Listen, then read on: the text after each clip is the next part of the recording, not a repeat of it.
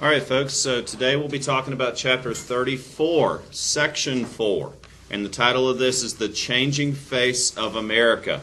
A friend of mine called it the Gray Tsunami, that people are getting older, that our U.S. population is growing more diverse, that we are a multicultural society, we always have been, but the demographics, that is the ethnic makeup of our country, is changing and will continue to change throughout our lifetimes. So a couple of examples of this. Number one, the socio-economic diversity. The ethnic and cultural, but right now the class makeup of our society is changing. Part of this is resulting from urban flight. We've talked about this quite some time, people moving out of cities into suburbs. Many businesses which cater to consumers followed the educated and affluent people into the suburbs. This results in a shrinking tax base of cities. As people return to the cities, we run into a different problem, and that's called gentrification. And that is as urban properties are being rehabilitated and revived, poor people are being displaced. Think of Patton Avenue in Asheville, where what was once a post-industrial dilapidated part of the city is now a touristy area. This has resulted in a decline in the economic base of cities, but also an increase of wealth in many suburban areas. So as people are returning to the cities, the inner city urban areas of many of our large cities are becoming more touristy places where upscale restaurants and bars and places of entertainment are locating. However, again, the question is, where do these poor people go? By 1960, a third of the nation's population lives in suburbs, a demographic shift that is almost without precedent in American history. If you were to go back and ask your grandparents what cities were like in 1952, they would likely remember Hartford, Connecticut, or Akron, Ohio, which had vibrant life downtown and where the department stores were centers of activity at Christmas, and people rode the bus and people didn't lock their doors and all this sort of stuff. So you would think, well, wasn't it wonderful in the 1950s? The problem is that in the 1950s, all the signs were toward the suburbs. By the 1940s and 1950s, you see a shift in the nature of suburbanization in a couple of ways. One is it's happening now at unprecedented levels. And secondly, you begin to see the mass production of housing taking place. You have some really brilliant developers who come up with the idea of things like Levittown, housing developments that can be built extremely quickly and cheaply. And that, of course, results in this kind of architectural monotony that we see in a lot of developments that were built in this post-war period, because you do that by making them the same, pretty much. It's sort of an industrial approach to home building.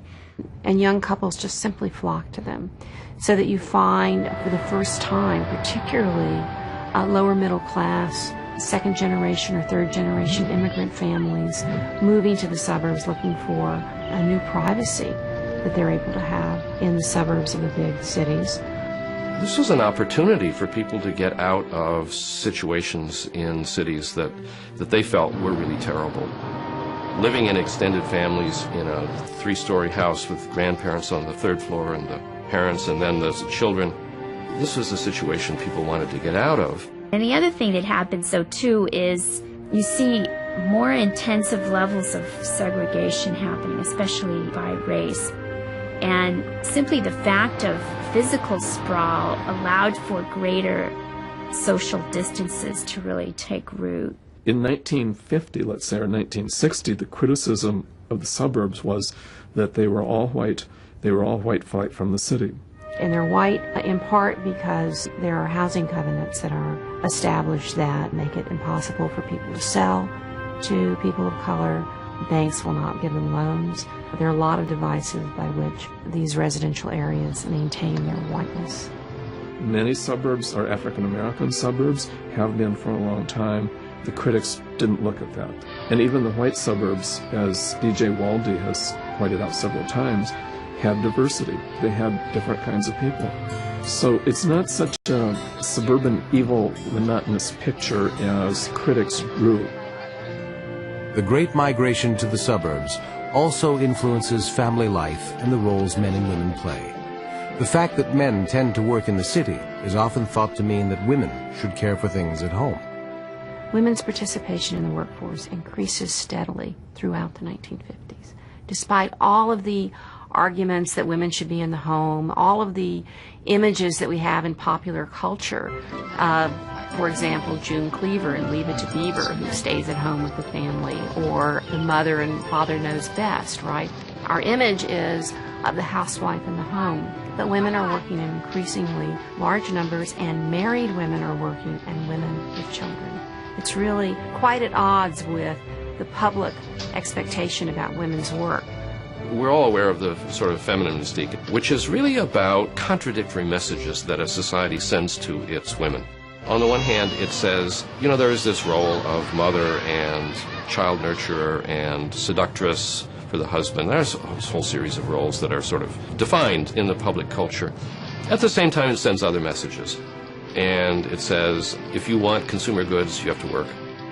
What's interesting about the type of jobs that women are taking, however, is that they're viewed as sort of secondary work.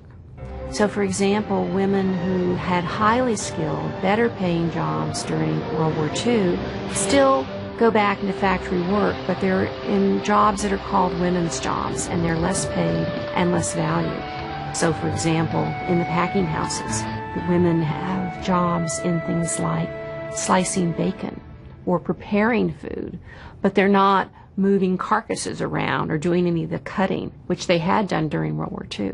And I think that women deeply felt the contradiction of that in the 1950s. And obviously felt it because it explodes in the early 60s into the women's movement.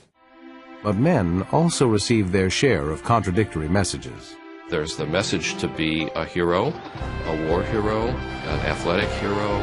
The images of success are mostly unattainable. At the same time, you should be a good father. You should be at home with your wife.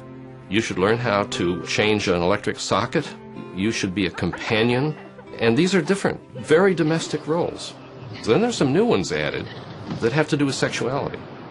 There is also the beginning in the 1950s of a kind of overt male sexuality that's around Playboy and Playboy magazine, and then later on Playboy clubs, which is really about male fantasies.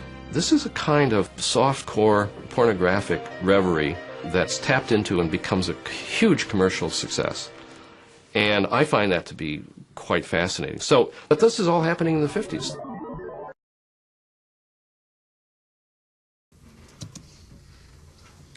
All right, so suburban living. In the 1990s, we see several trends. More people are able to work from home thanks to telecommuting. More minorities are moving into suburban life. More people are able to access the comfort of a lifestyle of the middle class. Within suburbs, cities and suburbs begin competing for businesses to increase tax revenues. Television begins to exert a profound effect on American life in the 50s.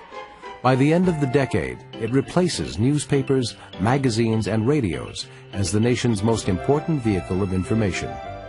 Much of the programming creates a common image of American life, an image that is predominantly white, middle class, and suburban. There's been a very good book written about the family in the 1950s, and the title is The Way We Never Were. And it plays upon the idea that while the family in the 50s has been idealized in some ways, in other ways it was not as rosy a picture as it is often portrayed. The prosperity of the 1950s tends to blind people to the fact that 30 million Americans, 1/5 of the country's population, live in poverty, many the victims of discrimination.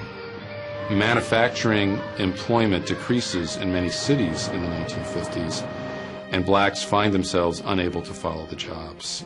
They get stuck in the cities. The good jobs that they had achieved during the war and maintained after the war are slipping from their grasp. And because of residential discrimination and other forces of racism in American society, they don't have the same ability as white workers. The vast majority of African American women are just still dealing with just basic issues of survival.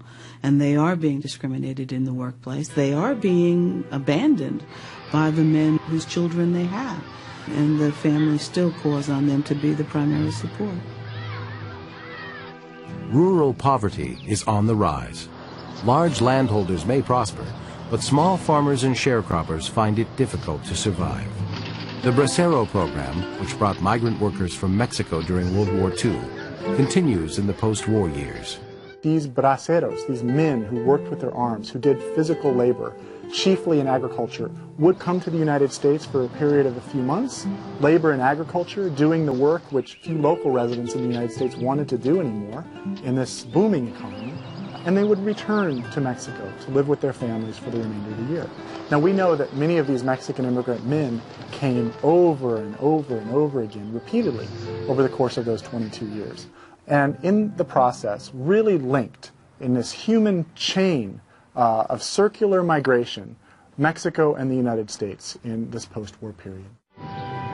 As white families move from cities to the suburbs, more and more inner-city neighborhoods become vast repositories for the poor, ghettos from which there is no easy escape. Take Chicago, for example. African Americans are forced into some of the oldest, most rundown sections of the city of Chicago, areas that really even the poorest white immigrants were leaving at that point. And they will find that white communities adjacent to these areas create a kind of a cordon around them. So not only are there limited choices for housing, but there's no space for the black community to expand. And so you have an ever-increasing number of people, in an increasingly congested area. Here and there, the ghetto, as people come to call it, will expand by blacks breaking into adjacent white neighborhoods, sometimes violently, sometimes by white or black real estate dealers sending blacks in, some who look like white buying properties and then announcing, the blacks own this territory, and the whites flee. And so the ghetto sort of forces itself forward. And yet, despite the stain of poverty, of life in the ghetto, some members of the black community are sharing in the affluent life. In a way, that everything that Booker T. Washington had been struggling for at the beginning of the 20th century comes to fruition in the 1950s. In some ways, it was the best of times for blacks economically. There was rising standards of living in the black community, rising standards of education. So blacks are going to college and high school. In a whole variety of ways, there's a very powerful black community that has emerged in the South, with a whole host of institutions that could be used and directed towards securing equality. What you certainly can say about the 1950s is it was a period of extraordinary affluence. Never in the history of the world had a people been as wealthy per family, per capita, had available to them such economic opportunity as we did during the 1950s. It allows a level of comfort for the American family that it had not enjoyed before. It is not to say that there were not also these other stresses occurring, the stresses that are increasingly apparent in the years ahead. The very things that make America so successful in the 1950s ultimately bring the nation's social problems into sharper focus. As Gunnar Myrdal, the Swedish sociologist, comments, American affluence is heavily mortgaged. Efforts to pay that debt will, in part, propel the nation toward more turbulent times.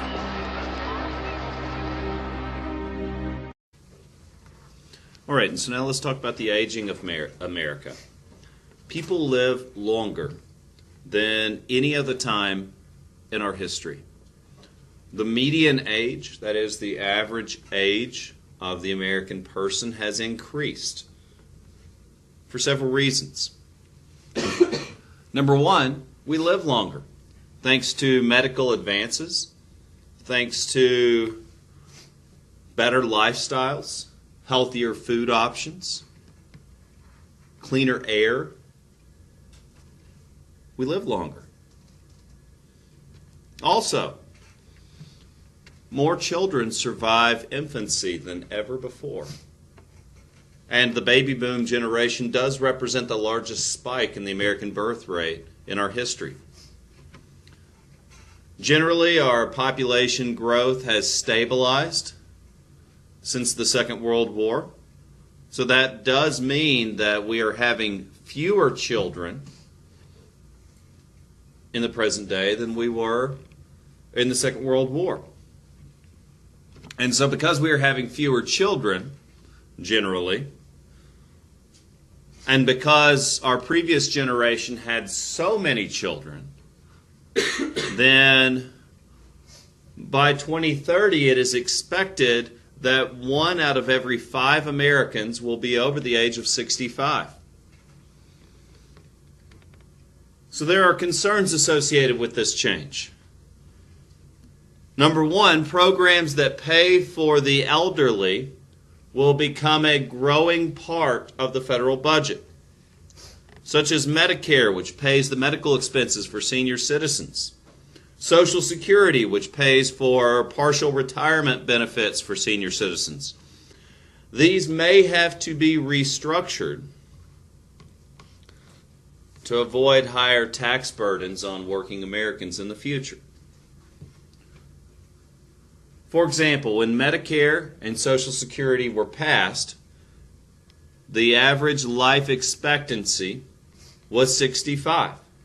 Well, it just so happens that you turned 65 in 1968 and you become eligible for those benefits, upon which the federal government is expecting you to die soon. So the purpose of those benefits were to provide for the elderly in their final years. Well, now, many Americans are living to 80, to 90, and by the time we get there, perhaps even longer. And so the concern with Social Security and Medicare beginning benefits at 65 is those benefits may have to be extended over a 30-year time period if people continue to live so long. And that will not be sustainable. We also have a changing immigrant population. From 1970 to the year 2000, the United States population grew from 204 million people to 284 million people. Thousands of people enter the United States every day. 2,000 people immigrate legally every single day into the United States. And it is estimated that up to 10,000 people immigrate illegally every single day. In fact, in the 1990 census, it was estimated that there were around 3.2 million illegal immigrants. And today that number has grown. And some estimate more than 10 million people live here illegally today.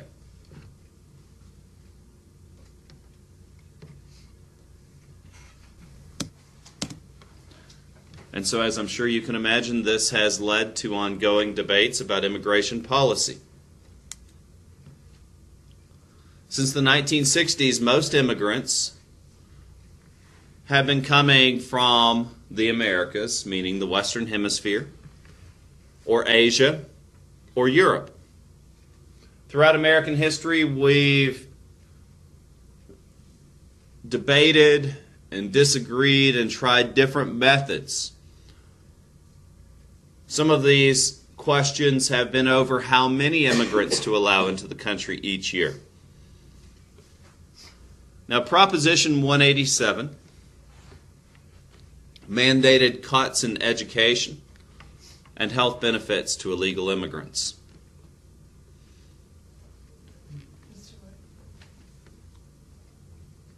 Now, for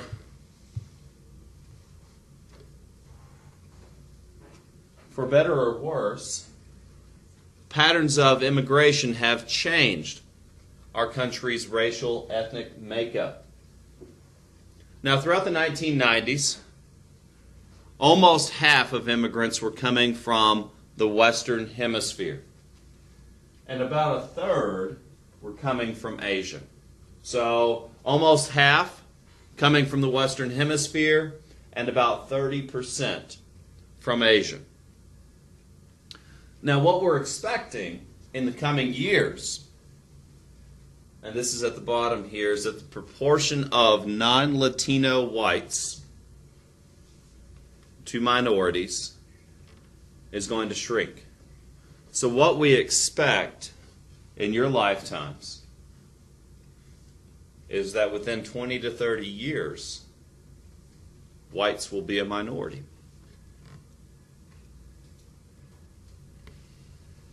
And that is what's going to happen. Partially due to immigration, partially due to a declining birth rate of affluent Americans.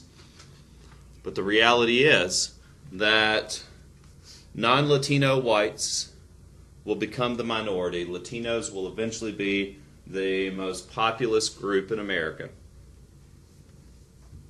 within our lifetimes. Barbara Coe was the driving force behind Proposition 187, a referendum that appeared on the California ballot in 1994. Our research reveals that illegal aliens come here for three primary reasons. Number one, to work, which is in violation of our employer sanctions. Number two is for the benefits. That is a beacon to people throughout the world, and it's advertised in foreign countries. And number three is to deal narcotics. Proposition 187 was our effort to encourage these people, number one, not to come, and number two, to take their families and go home. Barbara Coe was instrumental in organizing and mobilizing California residents to obtain enough signatures so that Proposition 187 could appear as a referendum on the statewide ballot. Proposition 187 denied illegal aliens access to basic health care, education, and welfare benefits. Critics of Proposition 187 argue that by denying illegal aliens access to prenatal and basic health care, it becomes more likely that the larger U.S. population will be exposed to infectious diseases. A great many of the communicable diseases that were once under control have been brought into the United States by the illegal aliens who have chosen to bypass our health tests. In some of the more heavily impacted illegal alien communities, some of those communicable diseases are reaching epidemic proportions. We're only hurting ourselves if we deny women prenatal care. Every dollar of prenatal care money that we spend saves at least $3 or $4 just in the first year of the life of that child. So we're not saving any money when we deny prenatal care. We're not preventing any immigrants from coming when we deny prenatal care. Why? Because they're not coming for prenatal care. They're coming to work. Proposition 187 denied public education to illegal aliens. If you want to keep the crime rate low, you educate and you force them to move on to university, or you prove to them that they can do that, or set them off on a community college and learn a trade. But you just don't lock anyone out of an education if they want it. We have too many students that choose not to come to school. Why are we locking out students that absolutely are traveling great distances to come here to learn?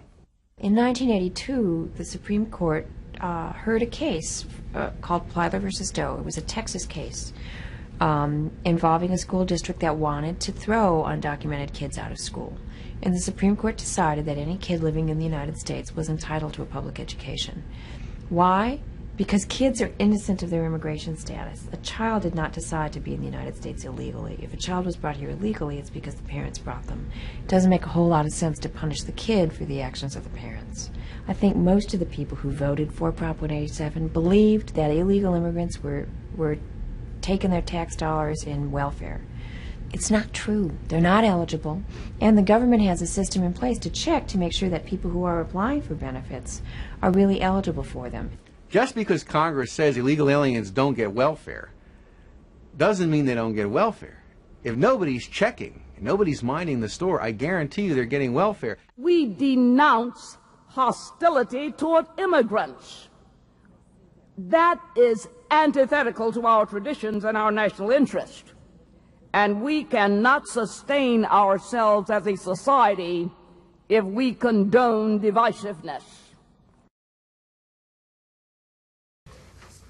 And so there you just heard both sides of the debate.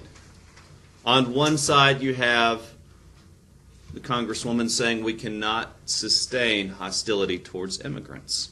And then on the other, you have this concern, whether fabricated or not, that immigrants are a harm to our country.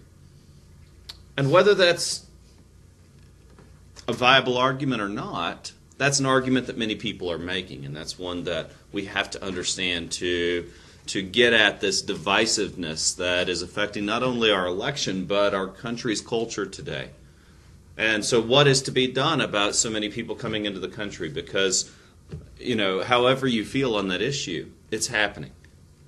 And Proposition 187, the idea of cutting off services to immigrants, was extremely divisive, as you heard, and in fact was overturned by the Supreme Court. Because like they said, it is not the fault of a child. The choice is of the parent. And cutting off services to people living in this country does not benefit this country. If anything, it increases the crime rate, increases the disparity and desperation of people coming in. Now on to Native Americans. The Native American community tends to have higher rates of poverty, suicide, and alcoholism than that of white Americans. The practice of gambling on reservations remains controversial, yet it has provided money for jobs, for education, and for social services that the federal government in many cases has refused to provide. Like it or not, Native Americans retain the right to ignore state laws on their reservations. Those reservations belong to that tribe. Now, the United States today. Environmental concerns remain a global issue, despite some people's attempts to ignore the issue or spread disinformation. We continue to face problems with poverty, the growing disparity of income gaps, the growing class differences between the rich and the poor. We continue to face problems with terrorism, if not the frequency of terrorism, the fear of it. And as your book closes,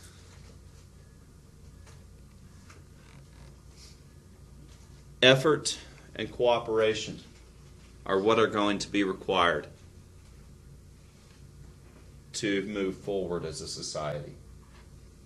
And that only by working together can we grow as a community and learn to tolerate and care for one another.